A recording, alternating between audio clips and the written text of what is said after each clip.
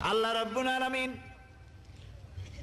কোরআনে কারীমের ভিতরে নবীজির নাম একটি বারের জন্য নাম ধরে তাকে ডাকেন নাই, বরং তিনি বলেছেন তোমরা পরস্পর পরস্পরকে যেভাবে নাম ধরে ডাকাডাকি করো আমার নবীকে সেভাবে নাম ধরে ডাকবে না।